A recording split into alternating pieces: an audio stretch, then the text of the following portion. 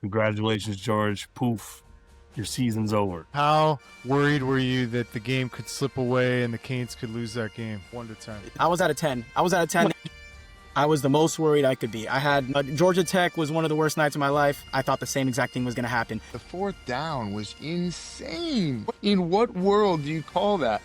We were all sitting there in the stands, Chris, and the two Miami fans who were there, like Dan was, had their hands over their face, biting their nails, thinking they're going to blow this game again. Is this Miami team good enough to make a deep playoff run? No, because I have eyes and I know what Mario Cristobal is. Even if the team is good enough, he is not, so it just won't happen.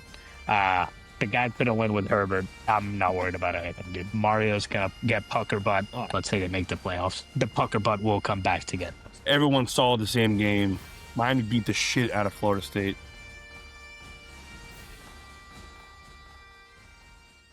All right, welcome to the show. Miami wins the game 28-22. Before we get into it, just want to say this is a fan debate show where we bring on the fans of University of Florida, Miami, Florida State every Sunday or Monday in this case, because we were traveling yesterday. After every college football Saturday, we'll post a new debate show during the college football season. If it's entertaining for you to watch fans go at it in this forum, go ahead and hit that subscribe button now. We're a new show, so clicking on that subscribe button really helps us, gives us the support to continue put out these shows for you each week during the season. If you disagree with any of the takes made today, we want to hear your opinion too. So give your comments and your take in the comments below. Before we get into the debate, I want to introduce our glorious panel today. We have two Miami panelists and two Florida State panelists. The two Miami panelists we have today are Trent and Dan. Guys, welcome to the show. Glad to be back. Third time, the best time. And the two Florida State panelists we have today are Alec and George. Guys, welcome to the show. And we had 4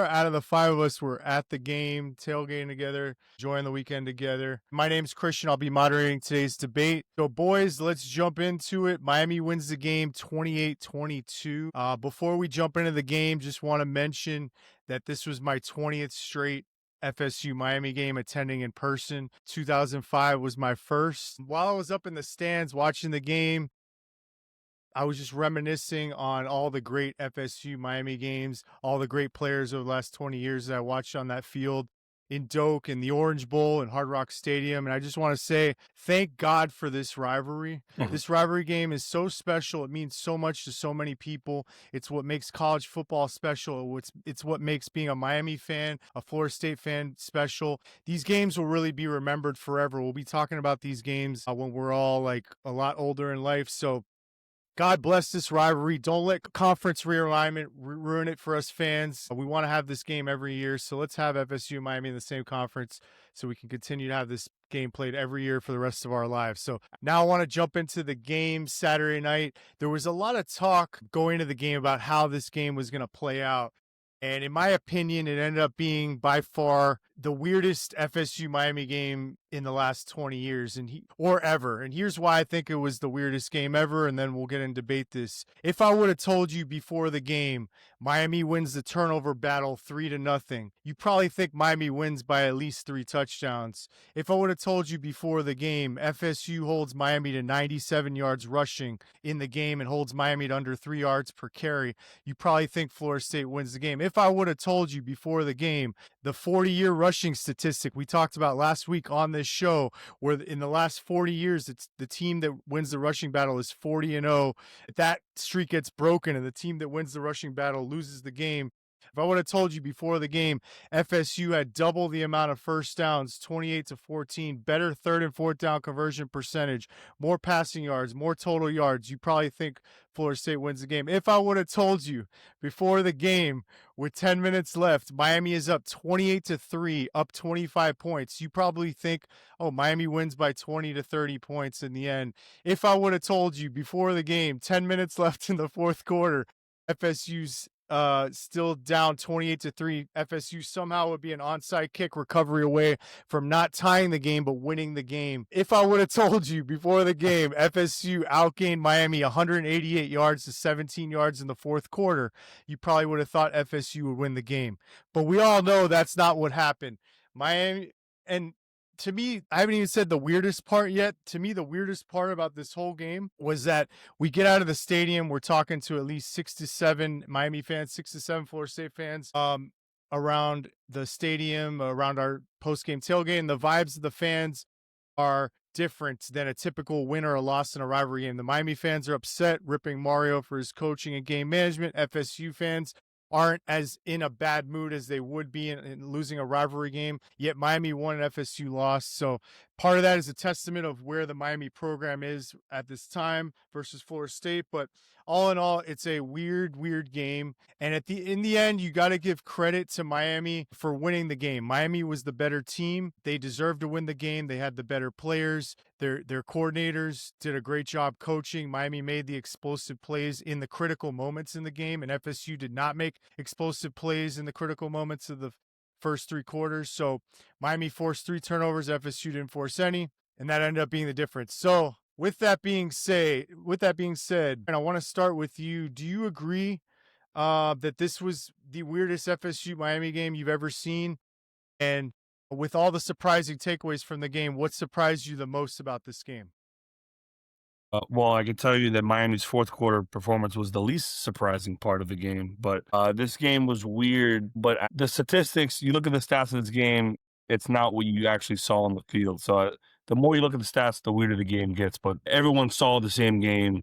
Miami beat the shit out of Florida State, 45 minutes at least, and then they beat the shit out of them so badly. It didn't matter what happened in the next 15, clearly. So, yes, the game was weird. The statistics are all funky because FSU led in this category, Miami led in this category, all these things that usually indicate who would maybe win the game, but that wasn't the case. And yes, the game was, at the end of the game, vibes were not as high because we just squandered a 25-point lead and it felt like another Mario fourth quarter performance. But after a day's rest and looking back at the game, the tape, that was an ass kicking. And Mario shelled up like he did, but it didn't matter because he was up by 4 scores. So it doesn't impact me as much as it did at the game because now just looking at it, it was utter domination through a large majority of that game. And although it was weird, it was ultra satisfying to beat the shit out of Florida State and Doak, the most vaunted stadium in North America, which honestly for 2 quarters, it really sounded like a run-of-the-mill Dolphin game. Didn't even get that loud in the third and fourth quarter. I've been in louder. It was still a great win, and although it was weird, I'm very, very satisfied. Alec, do you agree or disagree with some of Trent's takes there? And I want to get your take also on, did you think this was the weirdest FSU Miami game you've ever seen, and what surprised you the most about the game? It was weird for me being there in the stadium. It was emotional highs and lows throughout the game. The fact that in the third quarter when they had the CJ Daniels slant to go get up to 28, I was sitting there thinking, man, this may be the worst game that I've ever experienced in that stadium as a fan. I've witnessed losses in there, but I've never really seen it that bad. I wasn't at the Willie Taggart Virginia Tech game. I'm sure that was a similar feeling. And then just the fact that I walked out of there, I don't want to say with a smile on my face because we lost the game, but the fact that they, just made it entertaining for us. And I really never believed that we were going to be able to come back and overcome the deficit. A lot of things were going to need to happen, and it was just crazy to see how they all just seemed to be happening over and over again, but it was just too many things that needed to happen for us to overcome that large deficit. Obviously they didn't happen. My take on the game is similar to Trent's. I mean, it really was a clear indicator, that the better team won the game. For me, it was a wake-up call, if I'm being honest. We were riding pretty high after the Alabama win, week 1, and we kind of just shook off the loss to Virginia last week because we had to get ready for this game. But you kind of saw similar issues, especially on the defensive end with the Noles. So it just got caught off guard on multiple ends. And I agree with Trent that, yeah, we lost by 6 points. I thought about maybe coming on here and being like, you guys only beat us by 6 points. But we know what ended up happening was that football's a game of cats, right? We talk about this all the time. And who's got better cats, your cats or my cats? In this situation, Miami's got better cats, both sides of the ball, and showed in the final result.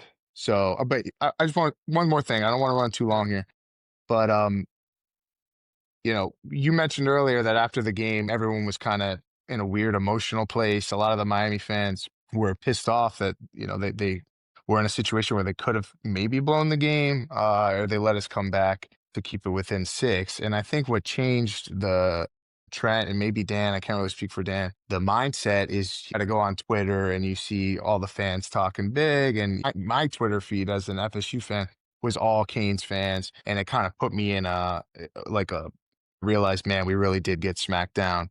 And then I went back and watched the game, and I didn't feel like we played as bad as I thought we did when I was there. I thought we had a lot of promising things, but ultimately we were never going to win this game. Miami really is one of the better teams, if not the best team in the country right now, and they control their own fate. Dan, what were the most surprising takeaways for you on this game? So, it's same story, different week. As the old saying goes, I feel like all the Miami fans just felt like we kept a lot of meat on the bone. Notre Dame, Florida State, I feel like all of those games we could have had at least 2 additional touchdowns, and we just didn't. Today, I was listening to some local radio, and Mario was very adamant how he didn't go conservative. That's just not the case. 3 straight games. 3 straight big games of just going conservative. So hand up, we were us as Miami fans after the game were a little bratty and just like, man, it shouldn't have been that close. And they just kept inching and inching and inching. And no doubt in my mind, if they would have got that last onside kick, something strange would have happened. So props to us for, locating those balls all 3 times. But it's just, I don't want to take away from the fact that we just beat a rival. Like it's incredible. We did it in a dominant fashion. Just left some meat on the bone, and that's kind of my takeaway from it. Sour taste. It was a sour taste. I think a lot of people were shocked at the end there with the FSU was an onside kick away from potentially winning the game. And when I looked at it, I was like, there's not enough time compared to the Georgia Tech game 2 years ago. But when I pulled up the Georgia Tech game, Georgia Tech got the ball with 25 seconds left on their own 25-yard line. FSU would have got the ball with 20 seconds on their own 45-yard line, so they would have been in a arguably better position than Georgia Tech. So it's kind of crazy to even think that would have even been possible. George, I want to get your take on the game. Did you agree that this was the weirdest FSU-Miami game you've ever seen? And what are your biggest takeaways and surprises from the game? Yes, it was the weirdest one I've ever seen. Watching it in real time, I saw that, yeah, we got beat, but I'm obviously going to push back on Trent because he doesn't know anything about anything ever. So what happened in the last 15 minutes almost mattered. Like that one, you guys need a new special teams coach because none of those onside won 10 yards and your guys were jumping all over him for some reason. The second one deflected off your guy, almost came back to us. You guys could have lost that game very easily. We got the ball. Yes, you got the ball. You shouldn't have touched the ball. It didn't matter. You shouldn't have touched the ball. It didn't. Barely did. So, yeah, a couple things that were really surprising. I guess we saw some of it in the Virginia game. Tommy threw some of the worst interceptions I've ever seen. Even the worst corner, I know Alec would have caught those literally right to him for no reason at all. That was really, really disappointing to see. Having said that, I mean, I guess what was surprising was just how little pressure this 3-man front gets, which is by design. They like playing back, like you have to send safeties down or, corner blitzes to try and get pressure on the quarterback, but they just, for some reason, didn't do a lot of that. And even when they did, they really couldn't get pressure on these guys. So yeah, Beck with the play action passes was able to burn us over the top a couple times. The flea flicker was a very good play. It's like they beat Gus at his own game in a way with the trick plays, which was surprising. Having said that, the least surprising thing was Pucker Butt Mario. That guy, man, it's just so frustrating. Like, I'm not even a Kane fan. It's stopped being funny to me now that every single time he does the same exact thing. It's like, dude, just stop being scared to win the game. I don't know.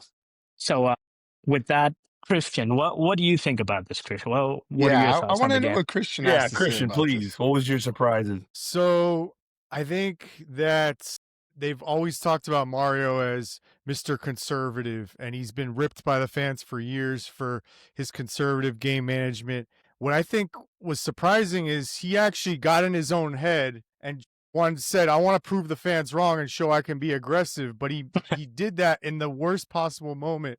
he played reverse psychology with himself, decided to go for it on that 4th and 8 when the obvious decision was to kick a field goal. I think it was a chip shot, like a 39-yarder. That would have made it so FSU would have needed 2 touchdowns to win instead of a field goal and a touchdown. There was a Miami fan behind us that was saying that they had PTSD and flashbacks from the Georgia Tech game 2 years ago when Mario decided to go for that. So that was very surprising to me because he's Mr. Conservative, so I thought he was going to kick that field goal. It didn't end up mattering. Miami still won the game, but Mario at least opening the door up slightly for FSU for a possible upset was, to me, it could have gone down as one of the worst coaching blunders of all time, worse than Georgia Tech, if Florida State gets that onside and finds a way to win the game. The next question I want to get to is Trent. There's a lot of talk by Miami fans after the game about Mario and his coaching decisions. There's a lot of talk about that decision we just talked about to go for it on that 4th and 8 on FSU's 23-yard line. Not just that one coaching decision, but the prevent defense and the prevent offense is what some fans are saying online. The coaching decisions in general leading FSU to outgame Miami 188 yards to 17 yards in the 4th quarter. So Trent, how frustrated are you with how Mario coached and managed that game, especially the 4th quarter? So I don't think the defense was as big of an issue. The prevent defense was as big of an issue as the prevent offense. At the end of the day, the clock was on our side. FSU needed a lot of that time. They burned a lot of clock in order to score, especially on the 19-play, 6+ minute drive. That's a killer right there. At the end of the day, that prevent defense, although Florida State was able to convert on all these 4th downs and end up getting a touchdown on that drive, they almost burned 7 minutes, and that really, really was crucial to the rest of the game. Now, the reason why the offense is more significant is because the defense is on the field the whole time because the offense can't get a first down because Mario's running it the whole time. In addition, we were killing ourselves with penalties, drive-killing penalties, 15-yard penalties, giving FSU 15-yard, taking us back 5 yards with the ball, we couldn't get anything going just because of stupid mental mistakes in the 4th quarter. At the end of the day, though, Mario is going to be Mario. It's what he does. So there's things he does well. And honestly, right now, he does more things well than he does poorly. However, the things that he does poorly are going to bite us in the ass at some point. They didn't today or on Saturday because of how well they played the first 3 quarters, just how prepared they were, how disciplined they were. But again, it became an issue in the 4th because of his tendencies to kind of just play safe, pucker up, turtle shell. But that's Mario. It's just what we're kind of have to live with. So I think that at the end of the day, they were prepared. They came to play, and they were fortunate enough to have that big lead in order to play that prevent defense, that prevent offense. The defense was absolutely exhausted in the 4th quarter. That 19-play drive sucked everything out of that defense. I saw Ruben Bain jogging up and down the field.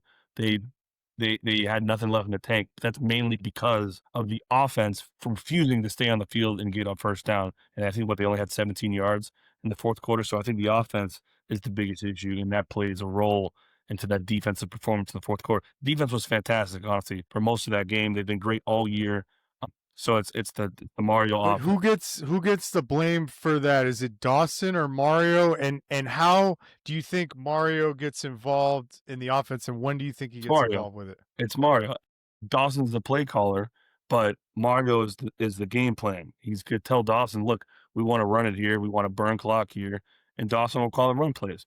I think it's that simple. I don't think Dawson is the one saying, let's run it 3 times here. Let's run it twice here and go for it and throw it on 3rd and long. No, I think that's Mario. So I think Mario's giving him the script in terms of this is what we want to do on this drive, but Dawson's calling the actual specific plays. Dan, how frustrated with you with how Mario coached and managed that game, especially the end of the game? And, looking forward, is that a concern of yours for the rest of the season? Yeah, absolutely. It's a concern. It was a concern after the Notre Dame game, then at the Florida game, then at the Florida State game. It's a huge concern. Luckily, like Trent said, he's doing more things good than more things bad. So I think he's gaining that distance as far as the score goes, and it hasn't bit us yet. Being a Miami fan, there's a reason why everybody's scared in the stands.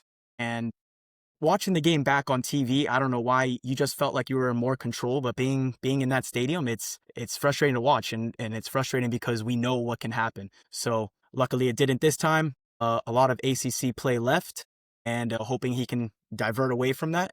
I mean, we're probably going to be heavily favored, at least by a touchdown or more in the rest of our games. So hopefully it doesn't have to come down to that. Looking ahead, if we do make the ACC championship in college football, that's where it might come back and bite us. So yeah, frustrating for sure. And George, I want to go to you. What, on the FSU side, what frustrated you the most about this game? What frustrated me the most were the stupid turnovers, to be honest. Without those turnovers, we're in a much better position for that late comeback. And then there was that weird drive.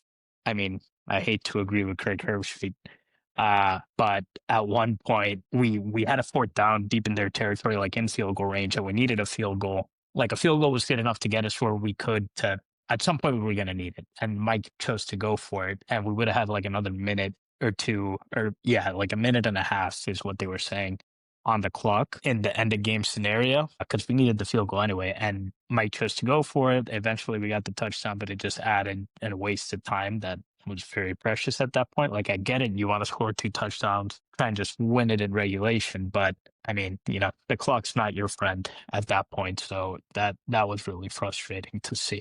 But really the main frustration was just the turnovers and how long it took us to recommit to the running game that was working early, that we kind of got away from. I think those were my 2 big points. That one turnover, the gimmicky play where he was looking at the sideline, he snapped it, that was designed, correct? Yeah, We've done it before throughout the season. They ran that play in the Alabama game, and it worked. It did not work. I think Miami was ready for that. Alec, want to get your take. Do you agree with George that the turnovers were the most frustrating part about this game? Yeah, I was frustrated on both sides of the ball. Obviously, this game is going to come down to, I said it last week on the podcast, I really believe that the X factor in this game, and when I say X factor, I mean this person's performance will decide the outcome of the game. And I thought that Tommy C was going to be the X factor in this game, and he was, just for the worst. We had really 3 bad drives, fumble and 2 interceptions. Otherwise, I thought that the offense ran pretty sound. But for me, the turnovers are the easy pick, but I was really frustrated with just the FSU secondary defensive back play, whether it be in coverage, or just terrible angles when you're trying to close in on a tackle. The most important player on our defense in this 3-3-5 system is supposed to be Earl Little. He was probably the worst player on the field on both sides of the ball in the game. So that was frustrating for me. I kind of looked at last week as maybe we got caught off guard, but it seems like this is going to be a recurring issue throughout the season, and we are going to need to just score more points than the other team. We're going to be looking like a Lincoln Riley, Oklahoma team throughout the rest of the season. And the only way we can win is if we just have to score, and not rely on the defense. So that was probably the one thing I would say. So when George mentioned it, FSU pretty much kept Miami's run game at bay. I would almost say almost shut it down. But because of that, they have 5, 6, maybe 7 guys in the box to do that. When that happens, you have to be sure that your corners are going to be able to cover one-on-one. And at the end of the day, Florida State's corners aren't going to be able to do that, not against Malachi Toney, not against CJ Daniels. It's just too tall of a task. That won't be the case, though, with a lot of their ACC opponents, because they won't have to stuff the box like that, like they will against Miami. They will be able to send 4, maybe 5, and still keep their defensive back in coverage. But Miami, it's tough. You take away the run, that's fine, but it's going to be a lot harder to take away the pass if you do that at the same time. Yeah, that's a good point. Like you brought up Earl Little. I thought Jerry Wilson, number 19, was the worst player on FSU's defense. He could not cover that one slant touchdown in the end zone. Embarrassing. He wasn't within, I don't know, 5 yards of the guy. I mean, it was really bad. So he looked like he was either hurt or maybe he's just not a good player. I want to stick with you, Alec. Obviously the Noles, 6 turnovers the last 2 games, both losses, and those were big factors in both games. Some people say if they can fix the turnover issue, maybe the team can go on and have a good season. It's kind of hard to imagine them winning out at this point and finishing the year 10-2 when they have a Pitt team this week that just won like 48-6 over Boston College, and then they have road games at NC State, at Clemson, who's looking better, and at Florida, who just beat Texas. It's hard to imagine them going 10-2, winning out at this point. So do you see the Noles, Alec? Can they get to 9-3 this year, or do you see them falling to 8-4, 7-5, or worse? This weekend really put things into perspective for me. We're coming off a 2-10 season. It's really, really hard to make a huge turnaround going from 2-10 to 10-2 or 9-3 in one season. I think before the Alabama game, that was the mindset that most of us had, that we would be content with a 7-8 win season. And, we had our highs, we've had our lows, and now we're kind of back there. And that's kind of where I see the team ending up. I could see us losing another game because, one thing about Tommy C is he can win you a game and he can lose you a game. He's shown it, at least in this season. And he had bright flashes of BC. And he had some games where he made some terrible throws as well. He's a playmaker, and sometimes, like I'm not comparing him at all to Jameis Winston, but what came with Jameis Winston was he's going to try to make a crazy throw that may not be there. Sometimes it'll slip through 3 Louisville defenders and get to Erman Lane. Sometimes he's going to throw 30 picks on the Tampa Bay Bucs. And that inconsistency, I don't think is going to help us. So I think a safer bet would probably be 8. As a fan, I would love to see us turn it around and kind of win out, maybe lose one more game. But we've had this front end of our schedule has been all home games, and we got a lot of away games in the second half of the season. So I just don't know if I could say that. So you think at this point it's looking like 8-4. George, how do you see the rest of the season playing out for the Noles? You think they can get to like a 9-3, or do you see them going 7-5, 8-4, or worse? You think it's possible? It's football. That's why they play the games. I think 9-3 is possible. Dumping Clemson's that good. Like, they just beat the worst team ever. And Bill Belichick and his squad. Yeah. Those boys stink. It's good with their 2 like old Western quarterback names, Eli Holstein and whatever the new kid's name is, like 2 all name team guys. But yeah, I don't see why we can't beat the rest of the teams on the schedule. I think obviously Florida in the swamp is always going to be tough, no matter how good they are or bad they are. It's not that hard. But I think it's manageable. Do I expect it? No, but I think it's possible. I think, yeah, like Alex said, I'm agreeing with Alex for once. 8-4, 7-5 is kind of what we were wanting at the start of the season, and I still think that should be the expectation, despite Alabama getting us all in our heads for a bit. 3-2 at 3-2 at this stage of the season is what we all were hoping for. We just didn't think this would be the breakdown. But if you were to predict one record, what would it be for the rest of the season? Like at the end of the season, I'll go 9-3. Why not? Yeah, come on. Okay. What are we doing here? 9-3, Okay. 9-3. All right.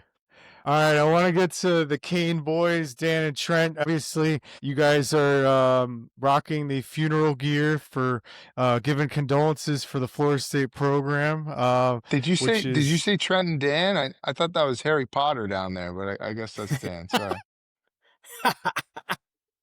Oh, it's real cute. It's a real cute suit you guys got. Really good. Hey, he good comeback.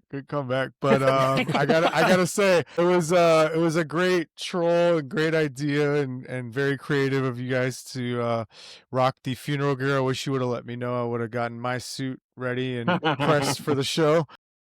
But want to give your take. I want to get your guys' takes on this Florida State team. It's always fascinating to see, the rivals' take.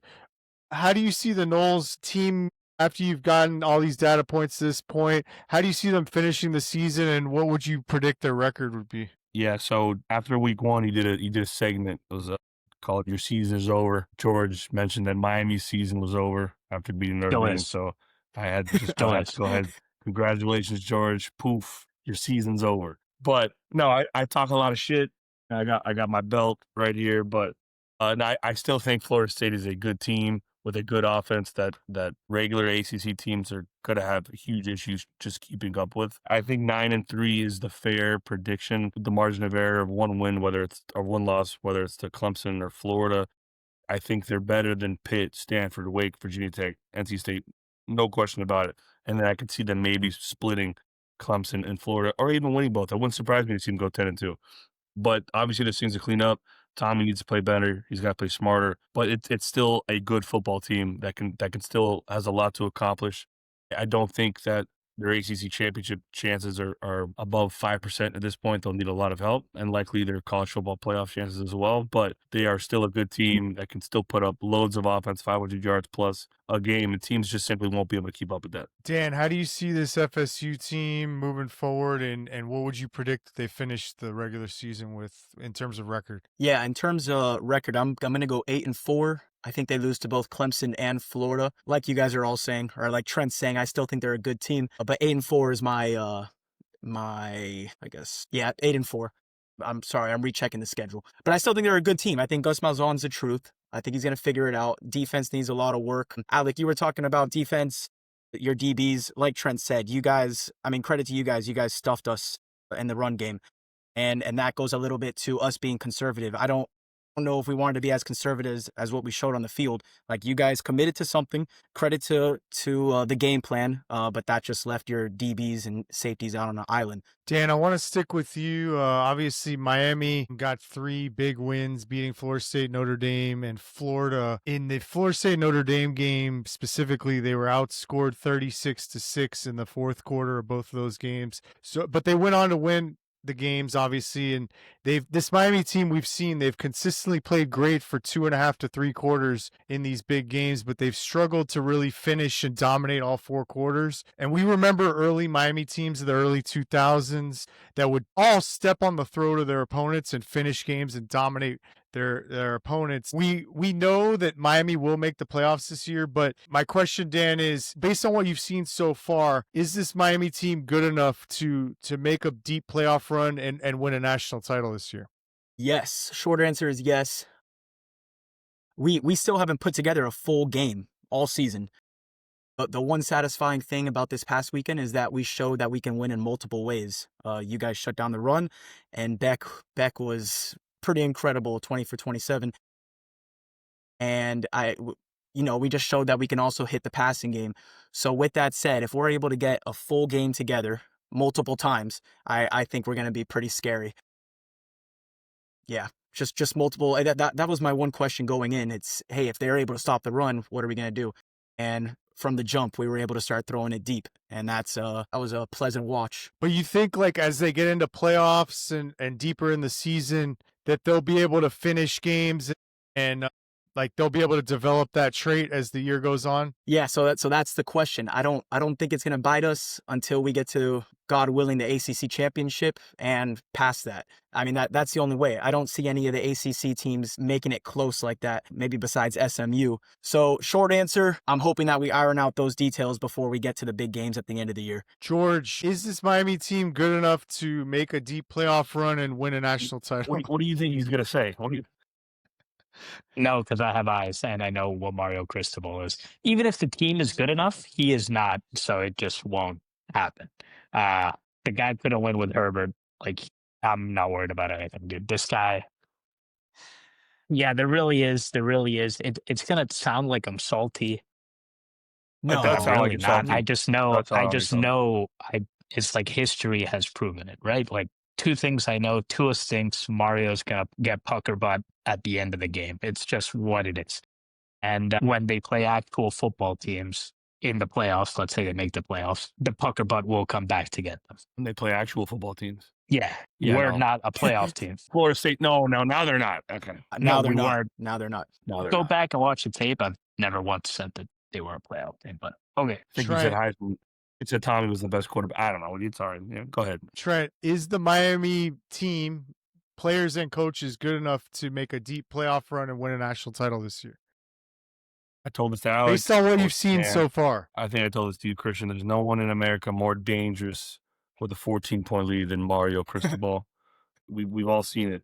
But the one game where he didn't have a 14-point lead going into the fourth quarter was Florida, and he didn't pucker up that game. He actually went back to what was working and blew them out, on paper at least, because he didn't have that huge lead. He played more of a normal game plan in the fourth quarter. So we don't know what's going to happen. If Miami's in a tight game in the fourth quarter, we haven't seen it yet because they've been beating the living shit out of teams for the first 3 quarters, like Florida State. But it's a wait and see now. Obviously, we all know Mario's tendencies, and it is problematic. But we all have eyes, like George said. We've all seen how dominant this team has looked for the majority, at least, of games. they're built to win. Now, am I going to say they're going to national championship? No, I'm a Miami fan. I'm not stupid. But on paper, and for most of these games, they are playing well enough to look like a national championship. Sorry, I'm not going to say that. A playoff and a team that can make a run in the playoffs. So, yes, I think the short answer is yes, they're capable. It's more of a wait and see. So you're saying no on Natty for jinx purposes or because For PTSD purposes, I'm saying no because PTSD? Okay. because we thought we were Because going to. you have to see it to believe it, right? I didn't think we'd lose to Syracuse. I didn't think we'd lose to Mid Tennessee State. I'm not So going to go that far. you're not confident in that this team is a national championship contender. Is that Yeah, what I'm you're saying? confident. I'm confident that they're a contender. I'm not saying I'm going to confident that they're going to win it all. I'm confident that they can make a run and that they have 'Cause the I ability thought to you were do so. saying like that they will go to the national championship. What? Well, let me phrase it like this, Trent. What teams do you see that are better than Miami right now in the nation? As of now, I don't think there's a team that has played better than Miami. Miami has the best resume. They have the most quality wins. The Alabama win and the Notre Dame win. Who knows which game was better? Maybe Alabama win was better. Florida State can hang the banner, but Miami has better wins than all these teams. Oregon's best win doesn't look as good anymore. Ohio State's best win doesn't look as good anymore. Miami has the best wins so far this season. They've had to play more and better opponents than everybody else. They look like the best team in America. But you're not seeing them as making the national title. I don't understand where you guys are I getting thought that from. that's what you Alex said. That's why I wanted clarification. No. I thought that's what you said. I'm not making the prediction I that they're thought you going to said make the bad national cop, bad cop. I'm not making the prediction that they're going to go, but it doesn't mean I'm not confident. I'm just not ready to make that prediction yet. There's a lot of football left in the season. I want to see how they do against now the easy part of their schedule because clearly they were prepared to play the hard part. I want to see how they respond against the Pitts and the Louisvilles of the. But as of now, no one really looks better than them. That's a fair take, Alec. Watching this Miami team over the course of the season, do you see them making a deep playoff run and potentially putting themselves in? Are they good enough to win a national title this year? I think absolutely. They got all the makings of a national championship team. Something they didn't have last year. And every year that Mario's been the coach of Miami, by this time of year, you've seen red flags, whether it be the end of September or early October. Virginia Tech last year, Georgia Tech the year before, Mid Tennessee the year before. You know, it's usually Wow. around this time where the things start to fall apart, or at least you start to see maybe where the holes are. I don't really see any holes in this team, and you know, yes, I agree with what all you guys are saying about Mario, but I think this team is just so stacked, and they have good, coaches on both ends of the ball where it may be able to protect him from all these things that, you guys are worried about with his late game coaching decisions. It has been the case so far this season that whatever his faults have been in the fourth quarter of a game, it hasn't mattered because they went on to win the game. They got through the toughest part of their schedule. I think that they have, we'll see, but they played Florida State, which I think is one of the better teams in the ACC, and I don't really know who else that they're going to play this year that's going to give them a problem, even in the ACC championship. I mean, God forbid they play Georgia Tech, then that's a different situation. Fucking But hands. I really Fucking think hands. that this should be the year. I don't want to, as Canes fans, they don't want to jinx it. I get that, but I just don't think there's any team that they should lose to in the ACC. And they've already won the biggest games on their schedule, so it should be smooth sailing. They could even lose a game they're not supposed to win, and they could still control their destiny. So yeah, no, I really think this is a solid team, man. I mean, we saw it with a Notre Dame team last year that had they even had a bad loss the regular season, but it comes down to make the playoffs and then be good enough at that time of year and you can make a run and you can win a national title. So I agree, Alec. I think that this Miami team is good enough. I think that when Larry Coker had that 2001 team, no one ever thinks of Larry Coker as a great in-game coach or great guy that made incredible X's and O's coaching decisions. He just had better players than everyone else. And you look around, Mario's done a great job with the talent acquisition, high school recruiting and portal. And they might just be one of the most talented teams in the nation this year. Alec, I want to stick with you. So how surprised were you on a scale of 1 to 10 that FSU battled back down 28-3 and came close to winning that game? I was very surprised. This is a team that completely gave up last year after facing adversity. And even in our 2 losses, we've responded really well and, you know, uh, got the game closer than it probably should have been. So at this point, if we keep going down this path, I won't be surprised. But man, I thought the game was totally over. I thought it was going to be end up 45-3 like it was on the reverse 4 years ago. But the offense just kept clicking, and we did what we had to do to move down the field. We just didn't have enough time. But that was a big surprise for me. 1 to 10, Alec. Yeah, 1 to 10. How surprised were you that they battled back? 8. Trent, how worried were you on a scale of 1 to 10 that the game could slip away and the Canes could lose the game? 4. I'm not Bullshit. surprised. Not surprised that Florida State had the quarter that they had. I'm a little surprised that it got as close, maybe, but I'm not surprised that Florida State certainly gained ground in the fourth quarter. But no, I was never actually worried that we were going to lose. We were up 4 scores. I wasn't worried. Okay, Trent had it at a 4. Dan, scale of 1 to 10, how worried were you that the game could slip away and the Canes could lose that game? 1 to 10. 0 being the most worried. 0 And- being no 1 being the Yeah, okay, so I was at a the 10. least worried. Well, because Trent, it sounded like Trent went backwards on it. That's my fault. I was at a 10. I was at a 10 the entire game. So you were the most worried you could be? I was the most worried I could be. I have no fingernails left. I was looking at Trent the entire game. I was having back issues. I've seen it all before. Georgia Tech was one of the worst nights of my life, and I thought the same exact thing was going to happen. And I also called that they were going to get the last onside kick, just percentages based, that we already had the first 2. They were going to get the last one. So I was at a 10. Honesty. Oh, yeah, I appreciate Honesty. that. We appreciate Straight that honesty. George, how surprised were you on a scale of 1 to 10 that FSU battled back and came close to winning that game? I'll go with a 6. My 6 plus Trent's 4 equals 10. But I think for a lot of the same reasons Trent mentioned, like, I wasn't surprised Mario pucker, but as always, I'm surprised it got as close as we did. We really, there was a second I let myself believe we were going to win that. When I saw that second onside hit someone and bounce back toward our guys, I'm like, oh my God, we fucking did it. So yeah, 6. Okay, sticking with you, George. Thoughts on Tommy? Obviously, bad game. We talked about it a little bit. Some good moments, but overall, lost the game with those 2 bad interceptions in big moments. Should FSU apply for a waiver to try to bring Tommy C back for next season, or should they move on and try to get another quarterback at the end of the season? It's a hard one to answer without knowing who's going to be available. But, I mean, yeah, he's pretty good, and when he's good, he's good. What are the grounds for a waiver? Well, at He has UCF, it. He could. yeah, he basically has it in the bag because at UCF, he played in a conference championship game. That was his 5th game that at that time burned his red shirt, but they changed the rule where if you played in a postseason game, that doesn't count against your red shirt. So they can apply for the red shirt. But that's only if Mike wants to bring him back. So George, you're going to say yes. Alec, do you think that they should apply for a waiver to bring him back after this bad performance against Miami?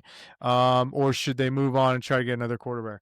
Got to go with what George said about it. Depends on who's out there. If you can go and get fucking Nico Imalamaleva, who can run the ball and throw the ball, then okay. I would rather have a better quarterback like that who's more touted. But Tommy's, up until facing the toughest defense in the country last night or 2 nights ago, I've been playing pretty well for us. He can make things happen. He makes some things out of nothings. That's what I've been saying all year. And I'll take that over Brock Glenn or whoever was at quarterback last year of the many. So yeah, I would be okay with that. I'm surprised with those answers, to be honest with you. I mean, one more year with Gus. I mean, he's proven that he can beat big time teams. Why would you not want Castellanos back? Well, I mean, somebody better available. That's a good point, Dan. But at Boston College, his arm was not great, and his arm was not great in the Miami game. Decision making was not great. He basically lost the team the game, and that's been the MO on him is the arm strength, the accuracy at times. the height, being able to see over the offensive line. He is a playmaker with running the ball, but is he, the total package of what FSU wants to do? So it sounds like, Dan, you think that they should bring him back if they can. Yeah. I think one more season with Gus, I think they would get it figured out. Just a humble opinion. I like Castellanos. I think he's a good quarterback. Trent, what's your take on Tommy C? Yeah, I mean, unless one of these blue chip transfer prospects becomes available and expresses a desire to go to Florida State, I think it's a no-brainer to bring Castellanos back. He's a perfect fit for Gus's offense. You don't need to have Peyton Manning as a quarterback under Gus because you're going to run the ball more anyways. You need a guy that's able to make decisions on the read option, RPO, whatever. And he's a great fit for that. Yeah, he has deficiencies in the passing game, but he does what Gus wants to do, and that's to have teams on their feet, east and west, whether it's read option, reverse, whatever. He's a great fit. So I think it's a no-brainer to have him back. Christian, what do you think? Yeah, what do you think, Christian? Man, that was a really bad game. I thought going into the game, yes, definitely you bring him back, but he had some turnovers in the Virginia game. He had turnovers in the Miami game.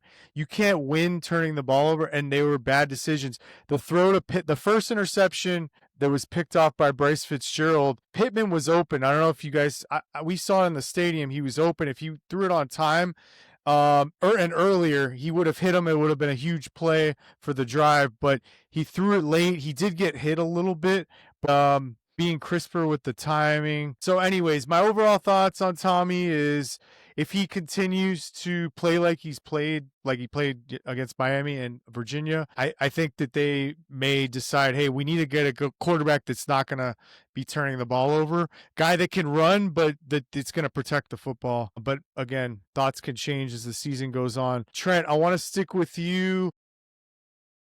Should Mario hire someone to make the game management decisions, clock management decisions, or should he continue, or should he just work to improve his own decision making? What do you think? He hired a guy. He didn't do shit. No, he no, hired a guy. He said he did, but he never. When they asked him who does it, he said he didn't say a name. So I think he just said it as bullshit.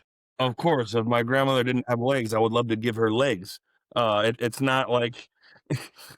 Yeah, if someone else can make the game management decisions for him, that would be splendid. But he would never do that. This guy has so much control. He would never, ever do such a thing. So yes, that would be great. But no, there's nothing that's going to change. He's going to continue to make these decisions. He's done it his entire career. It's going to continue to happen. But like I said, pros and cons with Mario. Right now, the pros are just heavier. Dan, do you agree with Trent? Yeah, I agree with Trent. So I have it on good authority that he does have an analyst. He does have a stats guy that tells him when to go. Nameless analyst. Nameless.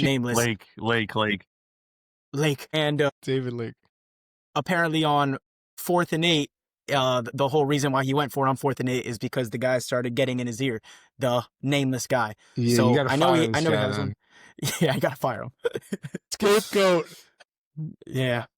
So yeah. And I assume Alec and George, you agree the answer is yes, he should hire somebody? You know my answer.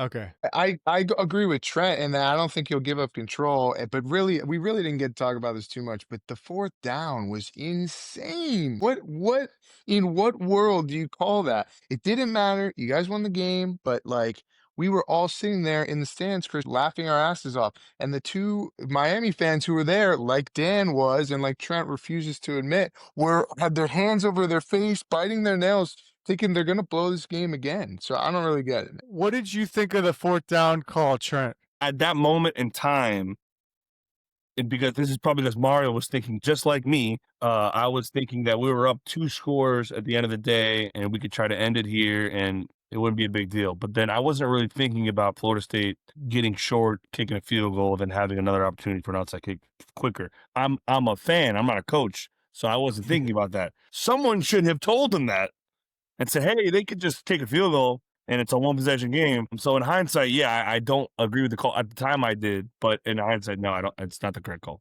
Dan, do you agree with Trent? Once again, I agree with Trent. I mean, it's pretty laughable at this point. Like the media is around this guy saying, yeah, but Cristobal, all the figureheads in college football are, Cristobal, and no one's doing anything about it. Like it's laughable at this point. So I don't know. I don't know what the answer is. Yeah, I don't see how you could justify that decision because now FSU's down 6. They should be down 9 in that point in the game. Okay, and Trent on Norvell. Earlier in the season, you had said that you would want Norvell to go because as a Miami fan, you think he's good for the FSU program. Have your thoughts changed at all on Norvell after this game? And what Not season? necessarily, and this was maybe a narrative in a few other pods, but I think we need to change the narrative that Mario owns Mike. Last two games have been pretty bad, both at each person's stadium. But I still have respect for Norvell. Like I said in the previous pod, he's made adjustments. He's been more of a C. His offense is still great. At the end of the day, he has a great offense. He played against a great defense, and he played a better team the other day. So it's not really a shot at Mike. I still think that he's the man for the job at Florida State. Yeah, and now they are 2-2 against each other, Mike and Mario. So next year is going to be the person who takes that lead. Dan, you also said go on Norvell earlier this season. Have your thoughts changed, or do you still think that he's a good coach for FSU as a Miami fan? Yeah, still want him to go. I like Norvell. I like everything he stands for. Good guy. Unfortunately, last year that was a complete blunder of a season. He didn't hit on the right quarterback, and if I was a Florida State fan, I would just completely wipe that from my memory. I don't think that's indicative on how he is as a coach. You can talk about recruiting and whatnot, that it's all a part of it, but I still think Norvell's a great coach. I want him gone. George, your thoughts on Norvell to this point? Yeah, quickly, rapid fire, 30 seconds. Yeah, I wish I had longer than 30 seconds to get my whole thoughts out on this. Yes, my thoughts have changed slightly for the reason that Mario won this game, which is recruiting. Granted, that's still TBD with the new OC and DC, how our recruiting is going to improve. But the recruiting has to improve. Mike is obviously a better X's, and I don't think anyone would argue that X's and O's coach than Mario. But the recruiting needs to step up. If not, I mean, they're not going to beat us every year just on recruiting, but they're going to beat us a lot if they just have way better players every year. Alec, thoughts on Norvell? Yeah, I do have concerns about the recruiting or just general talent acquisition. 2023 season, it's early on in the transfer portal, we had a really big hit. We brought in some great guys, and we know that he can succeed with talent. Recruiting wise, we've lost all of our best recruits that we happened to get, and the ones that were committed flipped on us. So that's a real problem. You need cats to go up against their cats. It's just the way it is. So it's a concern of mine. I love the guy, and I want everything to work out for him so that we could keep him here for a long time. All right, well, that wraps up the show, guys, and the funeral. So thanks for joining tonight, and we'll see you guys next time. Thanks, boys. Pleasure, an absolute pleasure. Pray for me on my walk. Good luck.